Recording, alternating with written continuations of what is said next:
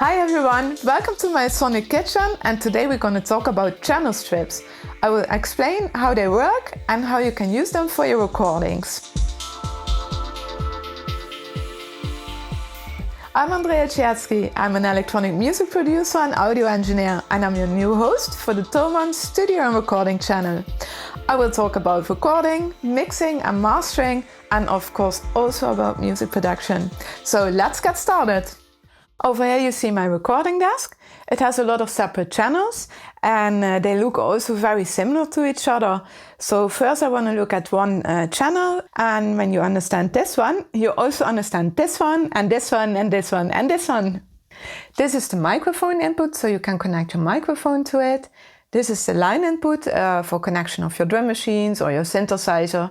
You also can connect your guitar or your bass guitar. You can push this button because then this has a functionality of a DI box. Next to it you see limiter you can use, which is really cool on this channel. It's extra functionality. Not all the channels have them, but over here you see you can use a limiter. This is an XLR cable and it's connected to my microphone. I will connect it to channel 8 in the microphone input, and I keep my gain on 0 because it's really important to not blow up my headphones or my speakers. The first thing that I do, I put the fader up to 0, and as soon as I gain my microphone, I'm able to hear it. So this microphone really needs a lot of gain, and I check my level, looks all fine, so we are okay. Over here you see the low cut. I push it and you can hear it takes away the rumble of my sound, and this is without a filter. Test, test, test, test, and now we have with the filter, so there's no rumble anymore. I actually really like this for vocal recording, so I keep it like that. This is the EQ section with the top end, the upper mids, the low mids and the low end. Here I can have some more high end into my vocal sound, or I take it a little bit out. The same I can do over here. So I push the gain a little bit, then I can hear what kind of frequencies I want to boost or I want to cut. I will boost a tiny bit, so then you push this back. The same I do for the low mids.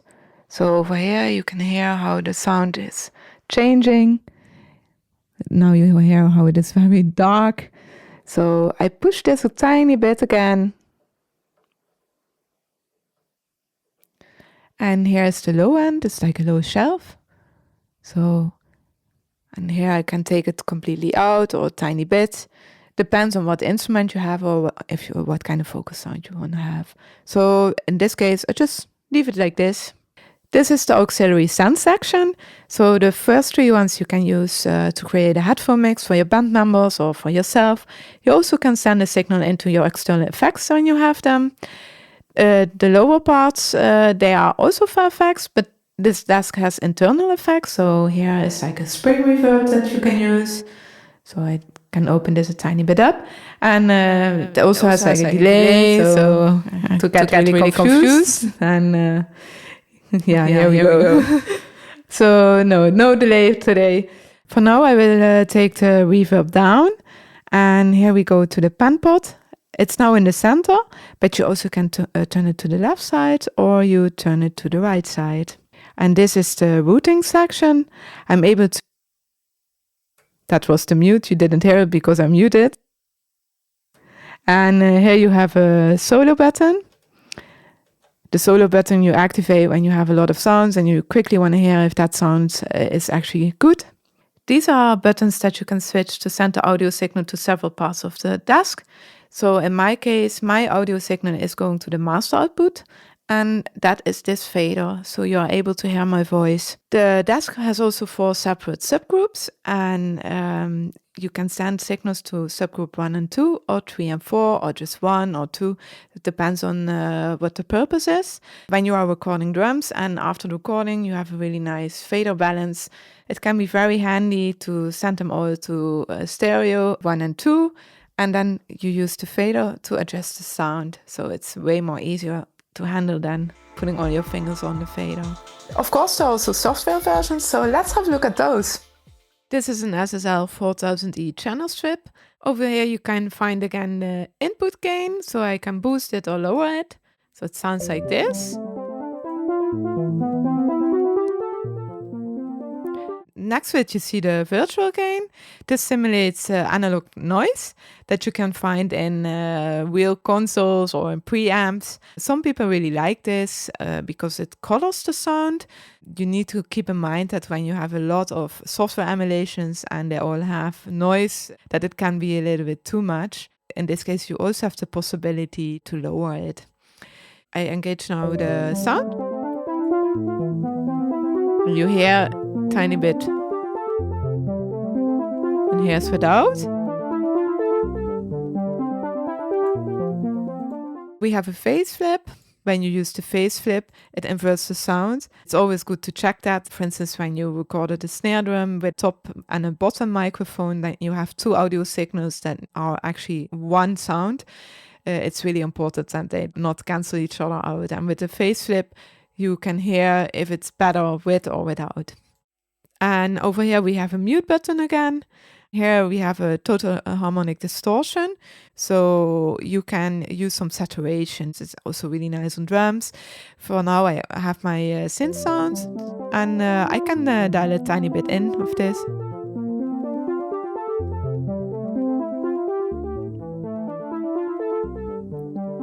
So with and without, I dial a little bit in.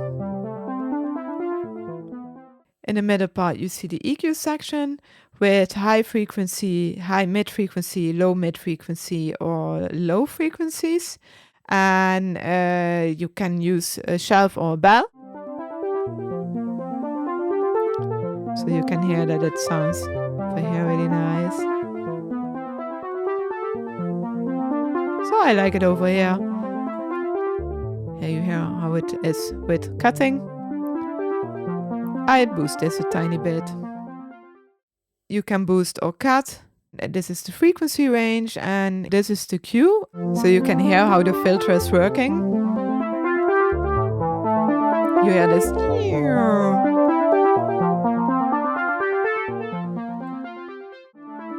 We can do the same over here.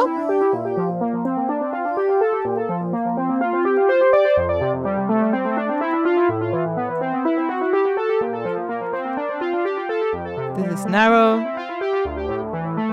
wider. Here we have also the low end. With the low end you have also a shelf or a bell function.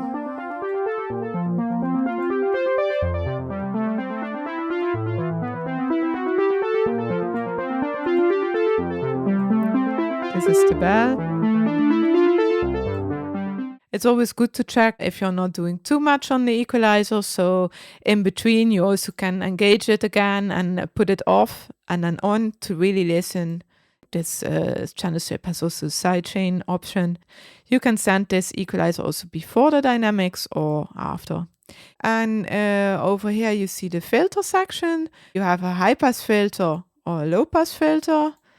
Here we have the compressor. You have your ratio settings, the release times, and the threshold. It has also an automatic attack, but this one is to make a fast attack. With the mix, you can use this also as parallel compression, so you dial a tiny bit compression in. If you need 100% compression, you put it also on 100%. This is the expander and gate section, so that you can push this button for that. You can use this to reduce noise. You can also invert the gate for ducking possibilities. And this is the output. So with this fader, you can boost or trim the output a little bit, especially when you did quite some treatment. Most of the time, your sound gets then louder. Maybe you don't want to get it louder, you want the color of the sound. You can just dial it a tiny bit down. Now you know the basic functions of a channel strip. I will show you two other ones, one Neve channel strip and one Manley Voxbox. And for this we go to Castle Studios. Here you see a Manley Voxbox. I want to give you a little bit of an overview how this one works. And you will see it is also very similar to the Neve desk and the Soundcraft. Over here you see the input section. So this is again the input gain. Here you can plug your guitar. We have here a 48 volt phantom power. There's also a low cut switch and a phase switch. On the back side, there's also inputs for microphone and line level. This is the metering section, so you have the possibility to check how much input gain you have, or for instance with this compressor, how much you compress. It has a fixed ratio of 3:1, and you can bypass it. Here you can set the thresholds, the release times, and the attack times. Here you see the de-essel section, so you can get harsh frequencies out of your vocals, and you can bypass it as well. Over here we also have the limiter that you can use. Here you see the equalizer section. It's similar to the other channel strips that we saw already. Here you can boost your low or mid frequencies. This one is to dip the mid frequencies or high frequencies. And over here you can boost the high end. Here you see the Neve, and I'm going to show you now one of the channels. Here we can find the input section with a gain, 48-volt phantom power, and a phase flip. This down here is the filter section with a low pass filter and a high pass filter. Here's the auxiliary send section. Over here you can find the equalizer section. Here's the routing section with a pen pot, and you have a mute button and a solo button. And down here is the fader. I hope you enjoyed watching this video. Now you know how to use the channel strip for your own recordings, and I will see you in the next video.